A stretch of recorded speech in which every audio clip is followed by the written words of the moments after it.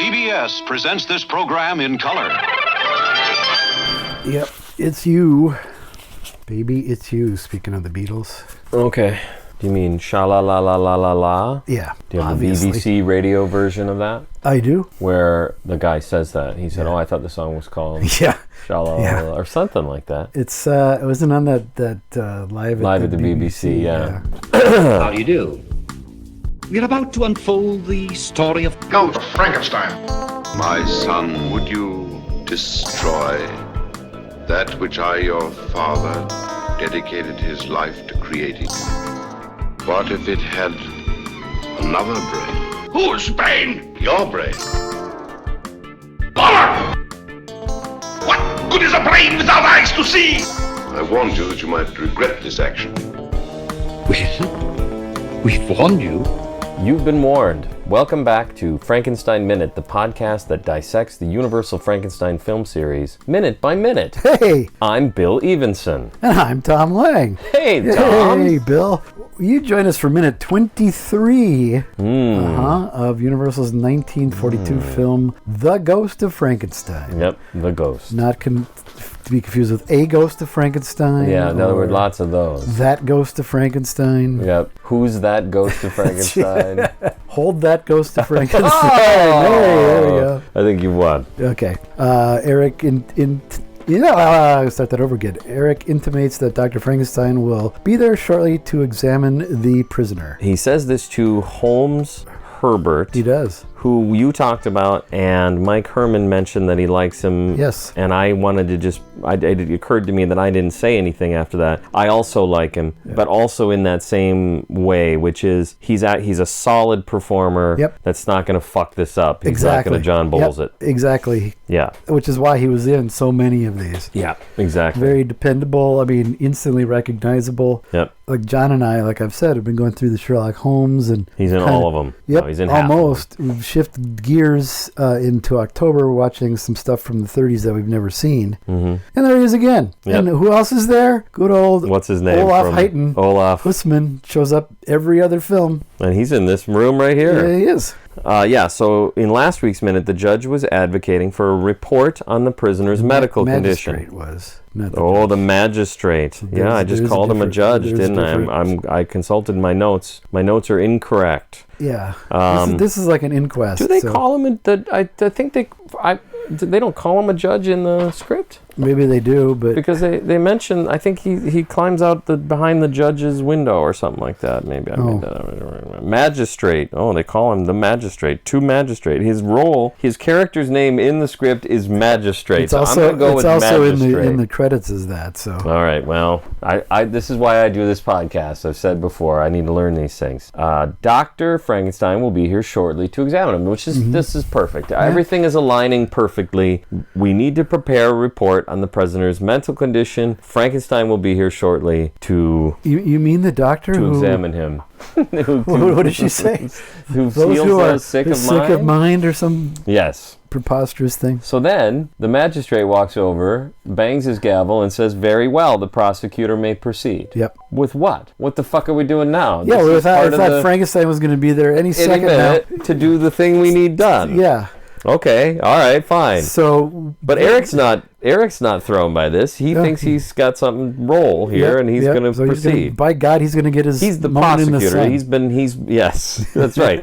when the man says the prosecutor may proceed, God damn it, I'm going to proceed. It's Eric's time to shine. This, I feel, is the most preposterous segment of any Frankenstein movie ever made. Okay, so let's just to recap. Earl C. Kenton has sat the monster in a chair in preparation for this scene, just so we know what kind of shit we're up to. Yeah, he's in the witness stand. Yeah, he's in the basically. witness box. Just sitting there. He looks. It's not unlike the witness box that Igor seems to find himself in so frequently. Yeah, right. Yeah, he's well acquainted with the legal There's probably system. a noose up above it, Yeah, just in case. push a button, it drops down. Although he is in chains. But I don't know if we mentioned that. He's in chains, but he's not chained to the chair. There is really nothing making him sit there. Interesting. I guess we'll have to look for that. No, because something's going to happen. I guess he is kind of. I guess he is chained to the chair, but still nothing making him sit still. Okay. Other than alcohol and you know. Let's hear what you got. And an ill thought out direction from the director to saying play it down. Yeah. So Eric crosses over to Junior to question him, and he says, "What's your name? Who's your daddy? Yeah, is he rich like me?" No. No. Let's go one by one. Okay. What is your name? I love this line, and I love the way Chaney slowly looks up at him, because by this point the monster's fully established as a mute brute. Killing machine. You know, so that's what's happening here. And of course, the easy joke is to say that his name is Frankenstein. Right. But it's the monster. It almost looks like the monster in this shot is maybe the most charitable way to look at this scene is to look at it as the monster is really troubled by this question. Like, what is your name? What is my name? Yeah. You know, I mean, it's kind of a deep question in this case. I'm guessing that's not what you find preposterous. No. You just find the idea of interrogating the monster in this fashion, in this well-lit fucking courtroom. Yeah. And he's asking him, 3 questions. Answer me these questions 3. All right, let's go to the next one. Where are you from? Again, a deep question for someone like the monster, because was the monster born in an abandoned tower on the outskirts of Goldstadt, or does he come from all the places? I was going to say, parts? If he answers that's a complicated question. Yeah, exactly. The first one is complicated. Second one also kind of a complicated. Yeah. And really, where are any of us from? True. Does it really matter? Do we have to get xenophobic about this already, Eric? Yeah, right. Is 1942 Germany still? Oh wait. No. And then, who brought you to Visaria? Well, that one he can answer. Actually, that one's an easy one. It would be better if he had said, "What brought you to Visaria? What brings you to our little town? What brings you to our town?" But realistically, Eric barely cares about the answers to these questions. Oh, because he barely waits for an answer. Yeah, he doesn't. And then he's like, "You see, this fucking idiot can't say a goddamn thing. You see, your stupid minds, stupid." Exactly. Eric is actually more reactionary and impatient in the script than he is in the film. Really? Yeah, a little bit. Okay. Not worth going into detail, but yeah, he's just a little more peevish. Okay. And I think it's just because it's Ralph Bellamy playing the role, so he's a little more affable. Yeah. Than, this could be a very unlikable character. Absolutely. Played by somebody else. Right. I can see that. It's good old Ralph Bellamy, that guy from the movies. Yeah, that's right. And that guy who looks like Ralph Bellamy. Yeah. Exactly. He's also clearly Eric is very progressive.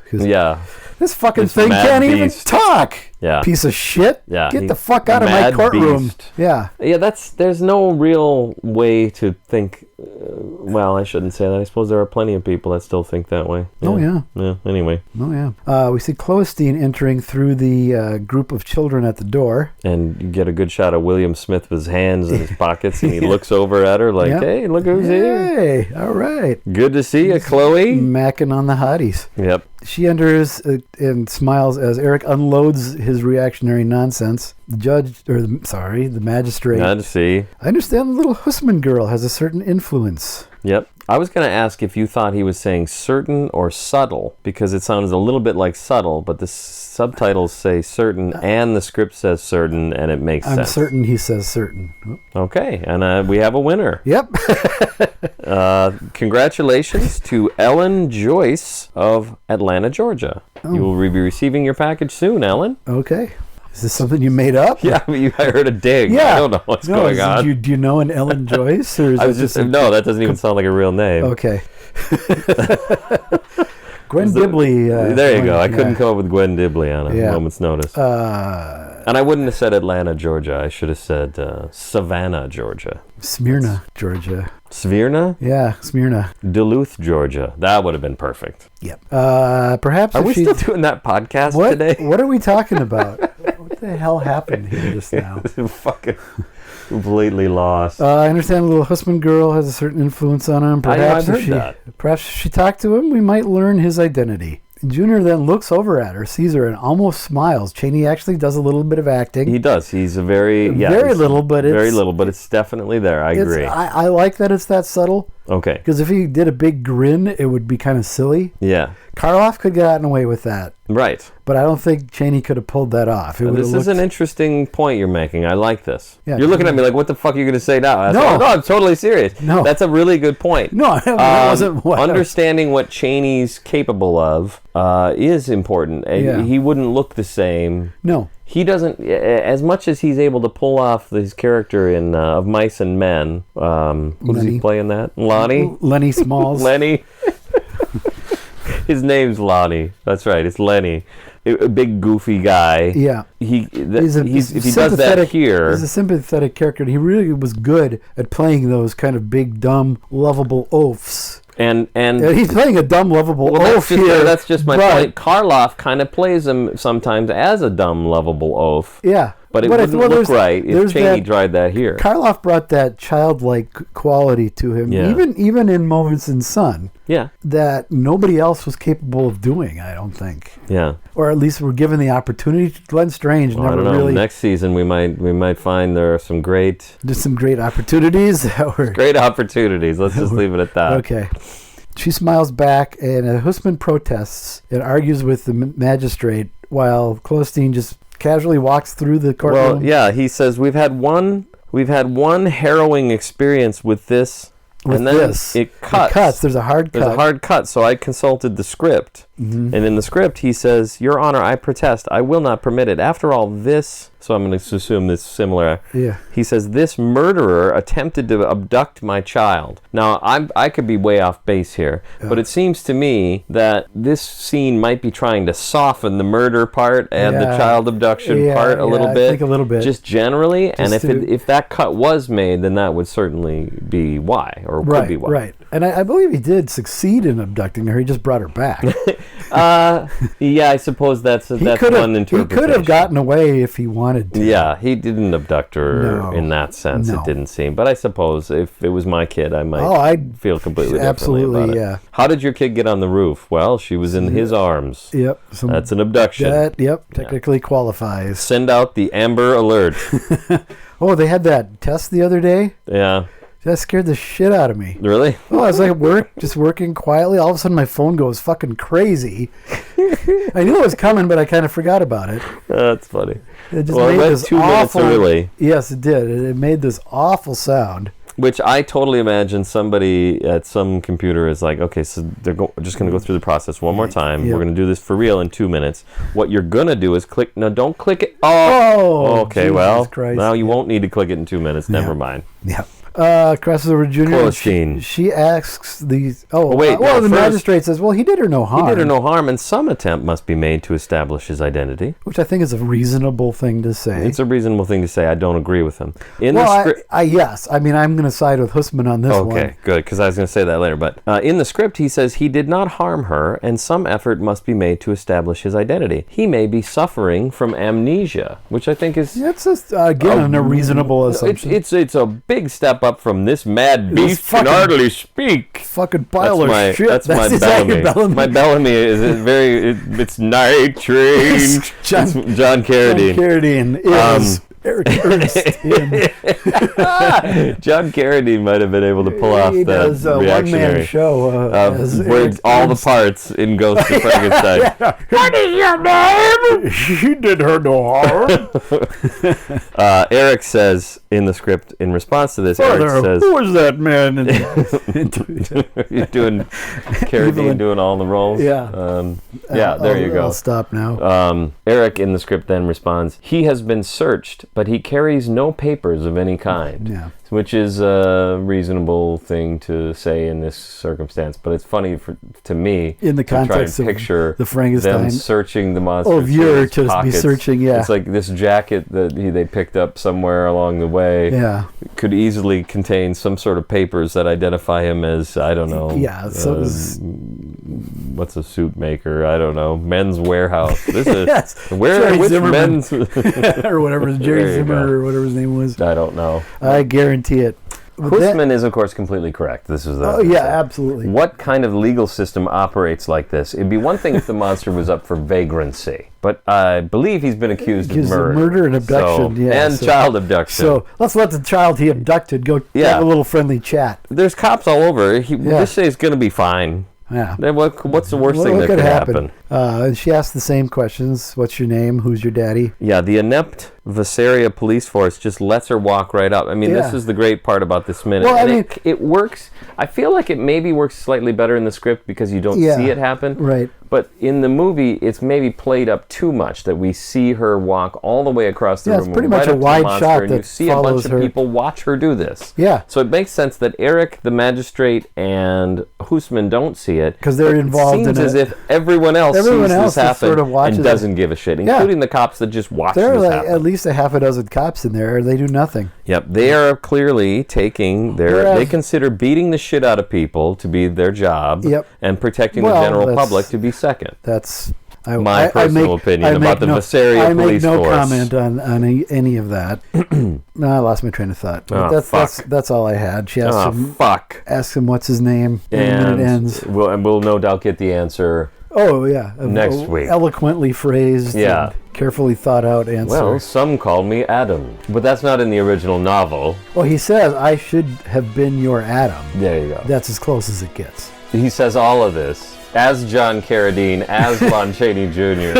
in Mary Shelley's Frankenstein. Any more questions, wise ass? That sound of John Carradine singing Night Train to Mundo Fini can only mean one thing. God, I can't believe. It's time for Got Any More Pre-Questions, Wise Asses, special Patreon edition. I still can't believe that's the only thing you remember John Carradine. Episode.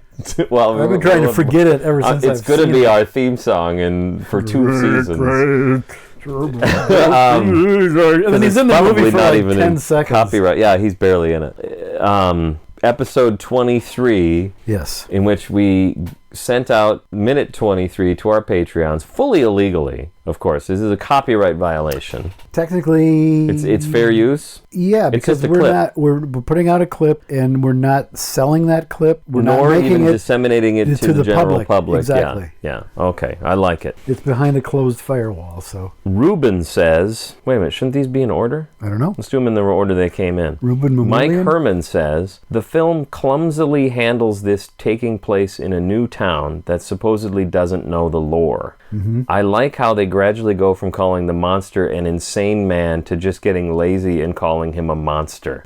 I would think a prosecutor using the phrase mad beast wouldn't fly. Yep. He also says Igor also should have been his defense lawyer. Yeah. There's no question in my mind. This is absolutely a great place for Igor. Where is Igor? He should have been here. Yep. You just know he'd have a twinkle in his eye anytime anybody said anything. Well, this mad beast. Oh, he's a mad beast, is he? Yeah. Okay, here we go. He stopped to get lunch after he ogled It seems Elsa. that way. Yeah. You're right. Well, because he left the house, and we don't see him again till a couple minutes later. He left he left before Elsa and Ludwig by at least 2 minutes. Yep. And screen time about 2 minutes. And we'll have more to say about this in coming weeks. All right. Sean says, Cloestine, what's your name? Monster. It's complicated, kid, but there are some who call me Tim. This is a nice. Nice. Ruben says, we are a bit short of Law and Order shows right now, with only 3 currently in production.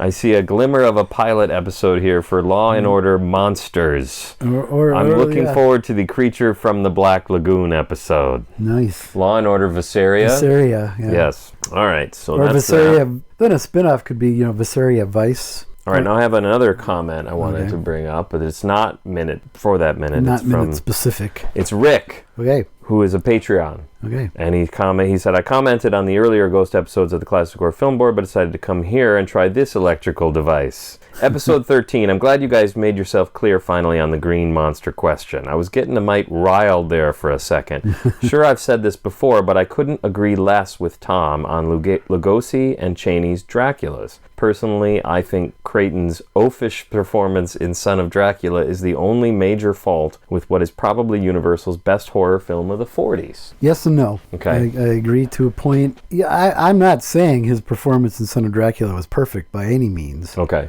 But he's certainly a much more ferocious vampire than this oily weirdo from 31 that doesn't do shit. That's an interesting thing because it kind of ties into something I might have to say next week about Ghost of Frankenstein minute 24. Remind me. Okay. Yeah. And, I'm still going to say that Christopher Lee is my Favorite Dracula? by far favorite Dracula, yeah, because he's scary as fuck. It's great because the first time you see him, he's this perfect English gentleman.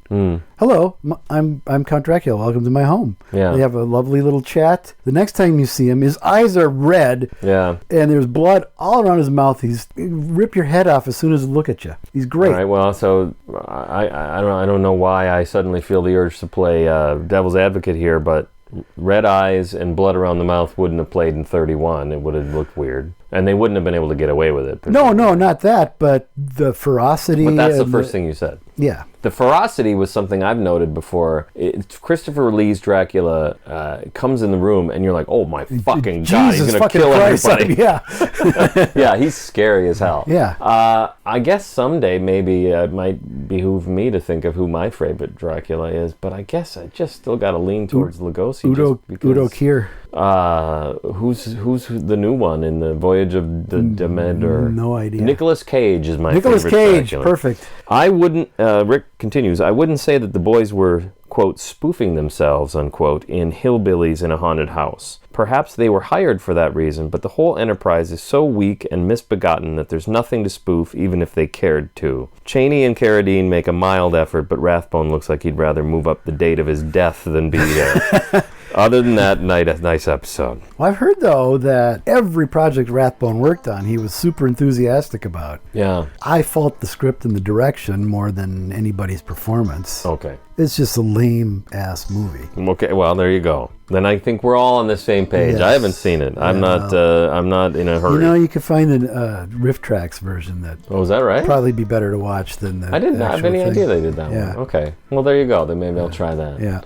And you can watch the Red Letter Media version of Get Even, which is what it is the box. One of the titles it came out under was Get Even, but there's no space. No space? Get so Even? they call it Get Even. And I don't think there's anything in the movie that indicates that. What was the other one? Bullets and Champagne. Yeah, see, that should have been made like in the late 40s. Yeah, true. You know, I agree. it was like a film noir. Yeah, this is like an 80s thing where Yeah, I'm sure it's this dreadful. guy made a movie where he's the sexiest man alive and he takes a bath with a pretty naked lady and he sings a song and does a little dance Jesus. and it's just the most, Jesus. it's a nightmare. Oh, my Lord. But it's got, what's his name in it? William Smith, apparently. So he plays Normad. Now I'm remembering this shit. This podcast has cursed me to the point that I'm remembering the character's name. Yeah, do basic math anymore. I remember that. Oh, Lord. All right, well, if we survive, we'll be back next week with more Frankenstein Minute.